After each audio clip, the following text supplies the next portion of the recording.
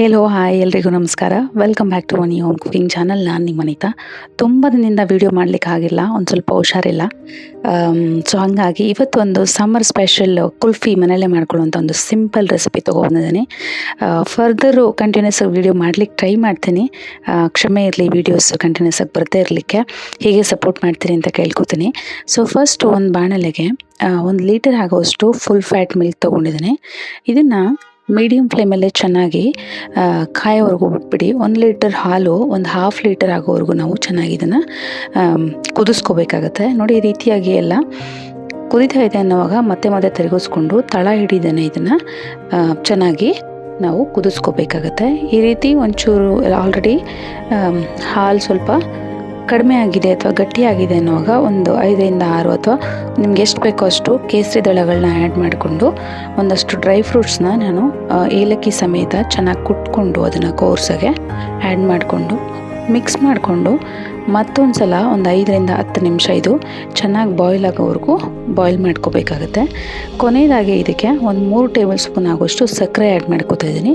ನೀವೊಂದು ವೇಳೆ condensed milk add ಮಾಡ್ಕೊಳ್ಳೋಂಗಿದ್ರೆ ಅದನ್ನು ಕೂಡ ಆ್ಯಡ್ ಮಾಡ್ಕೊಳ್ಳಿ, ಚೆನ್ನಾಗಿರುತ್ತೆ ಟೇಸ್ಟು. ನಾನು ಶುಗರ್ ಆ್ಯಡ್ ಮಾಡಿಕೊಂಡು ಕಂಬೈನ್ ಮಾಡಿಕೊಂಡು ಜಸ್ಟ್ ಒಂದು ಶುಗರ್ ಎಲ್ಲ ಡಿಸಾಲ್ವ್ ಆಗೋವರೆಗೂ ಬಾಯ್ಲ್ ಮಾಡ್ಕೊಂಡ್ಮೇಲೆ ಇದನ್ನು ಕಂಪ್ಲೀಟಾಗಿ ತಣ್ಣಗಾಗೋಕ್ಕೆ ಬಿಟ್ಬಿಡಿ. ಕಂಪ್ಲೀಟಾಗಿ ತಣ್ಣಗಾದ್ಮೇಲೆ ಇದು ನಾನಲ್ಲಿ ಕುಲ್ಫಿ ಮೋಲ್ಡು ಅಥವಾ ಐಸ್ ಕ್ರೀಮ್ ಮೋಲ್ಡ್ ತೊಗೊಂಡು ಈ ಹಾಲು ಮಿಶ್ರಣನ ಅದಕ್ಕೆ ಸೇರಿಸ್ಕೊತಾ ಇದ್ದೀನಿ. ಹೀಗಾಗಲೇ ನಾನು ತುಂಬ ರೆಸಿಪಿನ ಶೇರ್ ಮಾಡಿದ್ದೀನಿ ಈ ಚಾನಲಲ್ಲಿ. Just not ಸಮ್ಮರು, normal recipes, breakfast, lunch, dinner ಈ ಥರದ್ದೆಲ್ಲ. ನೀವೊಂದು ವೇಳೆ ನೋಡಿಲ್ಲ ಅಂತಂದರೆ ಖಂಡಿತ ಚಾನಲ್ಗೆ ವಿಸಿಟ್ ಮಾಡಿ ಚೆಕ್ ಮಾಡ್ಬೋದು. ನಿಮ್ಮ ಸಜೆಷನ್ಸ್ ಏನಾದರೂ ಇದ್ದರೆ ಖಂಡಿತ ಕಮೆಂಟ್ ಮೂಲಕ ಕೂಡ ತಿಳಿಸ್ಕೊಡ್ಬೋದು. ಈ ರೀತಿಯಾಗಿ ಎಲ್ಲ ಮೋಲ್ಡ್ಗೆ ಆ್ಯಡ್ ಮಾಡಿಕೊಂಡು ಈ ರೀತಿ ಲಿಡ್ ಇಲ್ಲ ಅಂತಂದರೆ ಫಾಲಿಕ್ ಕವರ್ನ ಚಮಚ ಸಮೇತ ಚುಚ್ಕೊಂಡು ಆ್ಯಡ್ ಮಾಡ್ಕೋಬೇಕಾಗತ್ತೆ. ಈ ರೀತಿ ಮುಚ್ಕೊಂಡಂಥ ಕುಲ್ಫಿ ಮೋಲ್ಡ್ನ ಡೀಪ್ ಫ್ರೀಝರಲ್ಲಿ ಒಂದು 6ರಿಂದ 8 ಗಂಟೆಗಳ ಕಾಲ ಇದನ್ನು ಹಾಗೆ ಇಡಬೇಕು. ನಂತರ ಇದು ಈ ಮೋಲ್ಡಿಂದ ತೆಗಿಬೇಕಾದ್ರೆ ಒಂದು 5 to 10 ಸೆಕೆಂಡು ನೀವು ನೀರಲ್ಲಿ ಇಟ್ಬಿಟ್ಟು ಇದನ್ನು ತೆಗಿಲಿಕ್ಕೆ ಪ್ರಯತ್ನ ಪಡಬೇಕು. ಇಲ್ಲ ಅಂತಂದರೆ ತುಂಬ ಗಟ್ಟಿಯಾಗಿರುತ್ತಲ್ಲ, ಸೊ ಮುರಿದೋಗೋ ಚಾನ್ಸಸ್ ಇರುತ್ತೆ. ನೋಡಿ, ಈ ರೀತಿಯಾಗಿದೆ. ಒಂಚೂರು ನೀರಲ್ಲಿ ಒಂದು 5ರಿಂದ 10 ಇಲ್ಲ ಮ್ಯಾಕ್ಸಿಮಮ್ ಒಂದು 20 ಸೆಕೆಂಡ್ ಇಟ್ಬಿಟ್ಟು ಇದನ್ನು ಈ ರೀತಿಯಾಗಿ ಒಂಚೂರು ಅಲಗಾಡಿಸಿ ತೆಗೆದ್ರೆ ನೋಡಿ, ಕುಲ್ಫಿ ತುಂಬಾ ಸೂಪರಾಗಿ ಬಂದಿದೆ.